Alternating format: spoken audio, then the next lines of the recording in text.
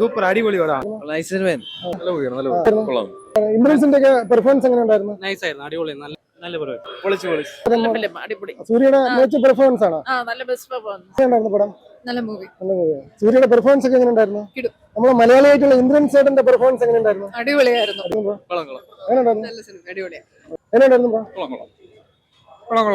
ഇന്ദ്രൻ ചേട്ടന്റെ പെർഫോമൻസ് ഒക്കെ എങ്ങനെ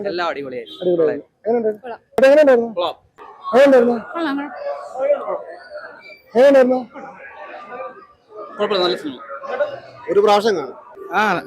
നല്ല സൂപ്പറാ இருக்கு படம். ஜம்மன் இருக்கு. മ്യൂസിക് വൈസ് ആയാലും ആക്ടിംഗ് വൈസ് ആയാലും നല്ല. സൂര്യയുടെ പെർഫോമൻസ് എങ്ങനെ ഉണ്ടായിരുന്നു? സൂപ്പറായിരുന്നു. ഇന്ദ്രൻ ചേട്ടന്റെ അടിപൊളി. സൂര്യയുടെ പെർഫോമൻസ് എങ്ങനെ? Super. No logic only magic. Bro നല്ല പടമാണ്. സൂര്യയുടെ കംബാക്ക് എല്ലാരും വന്ന് കാണണം. അടിപൊളിയാണ്. Just god things.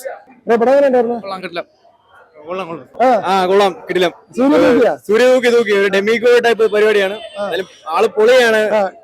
ലുക്ക് ആണല്ലോ പിന്നെ പറയാൻ. ഇന്ദ്രൻ ചേട്ടന്റെ പെർഫോമൻസ് അതും കൊള്ളായിരുന്നു. പടം മൊത്തത്തിൽ സൂപ്പർ. കോക്കണ്ണന്റെ റിവ്യൂ കണ്ടാ മതി. അത് തന്നെ ഇന്ദ്രൻ ചേട്ടന്റെ പെർഫോമൻസ് ഒക്കെ എങ്ങനെ ഉണ്ടായിരുന്നു? കൊള്ളാം ബ്രോ, അടിപൊളി പടം. കാരണം സൂര്യയുടെ ഒരു കമ്പാക്ക് പടം. പക്ക സൂര്യ ഫാൻ ബോയ് ആണെങ്കിൽ ഉറപ്പായിട്ട് ഇഷ്ടപ്പെടും. നമ്മൾ എന്താണോ വർഷങ്ങളായിട്ട് ഇങ്ങനെ തിയേറ്ററിൽ കാണാൻ ആഗ്രഹിച്ചിരുന്നത് അത് തന്നെ പടം. പിന്നെ സായ ഭയങ്കർ എല്ലാം മ്യൂസിക് എല്ലാം കൊള്ളാം. ഇന്ദ്രൻസ് ചേട്ടന് പ്രത്യേകിച്ച് പറയില്ലല്ലോ, പുള്ളിക്കാരൻ തകർത്ത് അഭിനയിച്ചിട്ടുണ്ട്. നമ്മള് ഫാൻസുകാർക്ക് ആഗ്രഹിച്ചൊരു പടം. സൂര്യ എങ്ങനെയാണ് പക്ക മാസം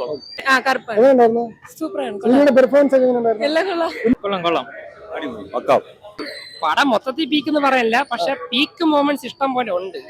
സൂര്യ ഫാൻസുകാർക്ക് ആഘോഷിക്കാൻ പറ്റിയ ഒരുപാട് സീനുകളുണ്ട്.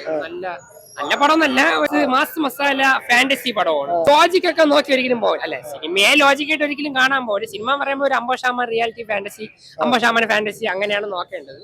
കറക്റ്റ് ആ രീതിയിലാണ് ഈ സിനിമ എടുത്ത് വെച്ചേക്കുന്നത്.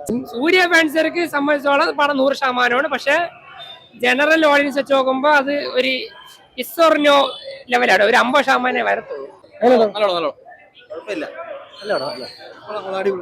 കറുപ്പ് നല്ല പടമാണ്. ഇന്ദ്രൻ ചേട്ടനാണ് ആക്ച്വലി പടത്തിന്റെ മെയിൻ ഹീറോ.